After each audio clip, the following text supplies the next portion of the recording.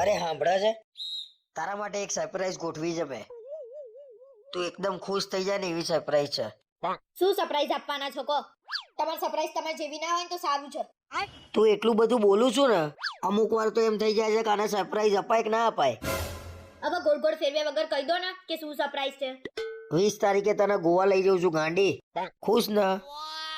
એકદમ ખુશ થઈ ગઈ હું, પણ પૈસા ક્યાંથી લાય એ તો કહો. આજે પૂછ્યું તે પુરુષ ક્યાંથી લાયો, કેમ ના લાયો, એ બધામાં સ્ત્રીએ પડવાનું જ ના હોય. હું ગમે એની ચોટી મંત્રી ના લાવું પૈસા. અરે પણ તમે મારા ઘરવાળા છો તો તમને જ પૂછું ને કે પૈસા ક્યાંથી લાયા છો એમ. જો સ્ત્રીનું કામ એક જ છે, જે જોઈતું હોય એ પુરુષને કહી દેવાનું એટલે પુરુષ લાઈન આપી દે. બીજા બધામાં નહીં પડવાનું. હારું ભાઈ, મારે પડવું એ નહીં.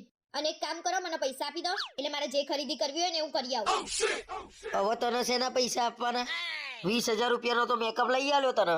હવે મારા કપડા લાવવાના છે નવા ભાઈ. તમારા જોડે કપડાં તો પડ્યા છે, કપડામાં શું ખોટા ખર્ચા કરવાના? અરે તું કહું એની સોગન, મારા જોડે 3 જોડેથી વધારે કપડા નીકળ્યો તો. અને તારો મેકઅપ તો અનાજ ગણાય ને. કરો ખીચડી જાઓ મેકઅપ ને. ખર્ચો કરવાની તાકાત ના હોય તો ગોવા જવાનો પ્લાન ના કરીએ. અને હમણાં તો એમ કહેતા હતા તાર જે જોઈએ એ માંગી લેવાનું.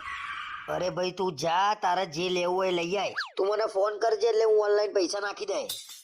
આવી રીતે પ્રેમથી પહેલા કહી દીધું હોત તો આટલી બધી કથા કરવી પડે તમારે. અને તમારે કપડાં લેવાના હોય તો લઈ આવજો. આ મારા કપડાની વાત કરે છે અને હજી એને ખબર નહીં કે એનો માંડ માંડ મેળ આવ્યો છે.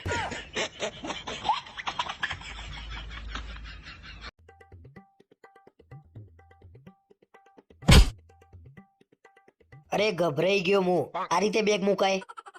અને અડધી રાતે શું છે? ફરવા નહીં જવાનું તો બેગ પેક કર્યા વગર ફરવા જઈશું. આટલા ઉત્સાહથી પિયરે રહેવા જતી હોય કેટલો આનંદ થાય મને. તમે ગમે તેટલું કહો ને તો હું જવાની તો નહીં જ. અને હા, લગન પછી આ ઘર મારું એ ગણાય એટલે ડાયા ના થશો. કોઈ પુરુષ સ્ત્રીની સામે આજ સુધી બોલી શક્યો છે? પાછા અમુક તો જો ને કોમેન્ટ કરવાના કે અમે તો મર્દ છીએ, તાર જેવા બાયલા નહીં. શું બોલ્યા તમે? અરે ભાઈ તને નહીં કહેતો. એટલે છે ને મિત્રો, આવી નોક જોક તો થોડી ઘણી થવી જોઈએ તો પાછળની જિંદગીમાં યાદ આવે.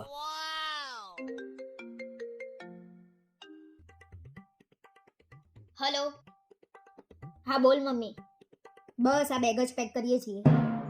પેક કરીએ છીએ જાણે મને જોડે રાખીને પેક ના કરતી હોય. સારું મમ્મી, હું તને બેગ પેક કરીને ફોન કરું. શાંતિથી. આ સારું કર્યું તે. બાકી ચાલુ ફોનમાં બેગ પેક કર્યું હોત ને તો 3 કલાક થતા. હવે મારા કરતા તો વધારે તમે માવડિયા છો એટલે મને ના કહેશો. ના પણ તાર મમ્મી આમ આખો દિવસ ફોન કરીને પૂછપૂછ કરે. શું કર્યું બેટા, શું કર્યું બેટા? તમને મારા મમ્મીથી બહુ તકલીફ લાગે છે. મારા મમ્મીને ફોન આવે એટલે બહુ દુખે છે. અરે જબરું દુખે છે ભાઈ. એવું પાર્સલ ટીકાયું છે ને મને. ઓ પાર્સલ વાળી, દર્પણમાં જઈને મોટું જોઈ આવો એટલે ખબર પડે તમને કે કેવું મળ્યું છે તમને. વાત તો સાચી છે આની. ગમે તેને પૂછો હારી ના જ પાડતી હતી મને.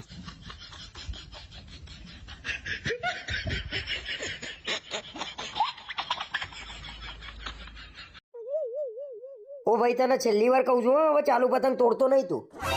આ એમ કે છો હું તો પતંગ તોડીશ જ. તમે શું કરી લો છો?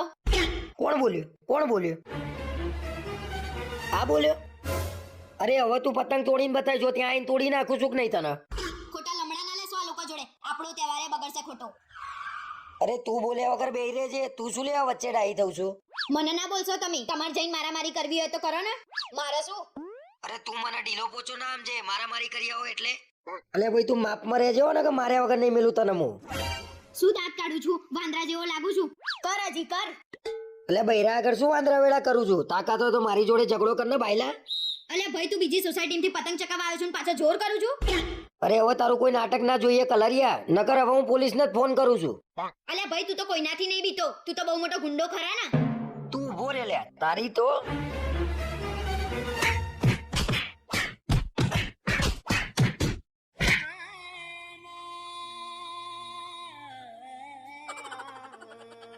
મેં ના નથી પાડી. ના જશો તમે.